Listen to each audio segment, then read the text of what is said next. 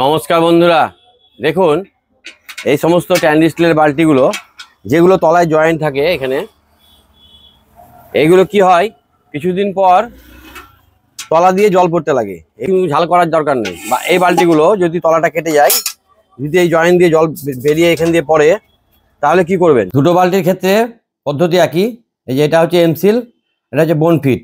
এগুলো 10 টাকা করে দাম নেবে। আঠাগুলো হার্ডওয়্যার দোকানে পেয়ে যাবেন, যে কোনো একটা আনলেই হবে, দুটোরই একই কাজ। আঠাটা নিয়ে এসে সিলটা খুলে নিয়ে আঠাটাকে ভালো করে ঘুটে নেবেন। সুন্দরভাবে ঘুটে নেওয়ার পর একটা চাকু দিয়ে জয়েন্টের ফাঁকে ফাঁকে চেপে চেপে ভরে দেবেন। দেখুন আমি কীভাবে কাজটা করছি। প্রথমে বালতিটিকে আগুনে কিংবা রোদে ভালো করে শুকিয়ে নেবেন। এইভাবে পুরো জয়েন্টে আঠাগুলো চেপে চেপে ভরে দিতে হবে। এতে আঠাটা কাজটা ভালো হবে এবং জয়েন্টের ফাঁকে ভালো ঢুকবে। আর শুধু আঙুল দিয়ে যদি লাগাতে যান, ওপর ওপর লেগে যাবে, ভিতরে আঠাটা ঢুকবে না। এই কারণে চাকুর আগাল দিয়ে যদি চেপে চেপে ভরে দেওয়া যায়, আঠাটা ভিতরে ঢুকে যাবে। আমি তাড়াতাড়ি করে আপনাদের দেখাচ্ছি, নাহলে ভিডিওটা অনেক লম্বা হয়ে যাবে, শর্ট ভিডিও তো।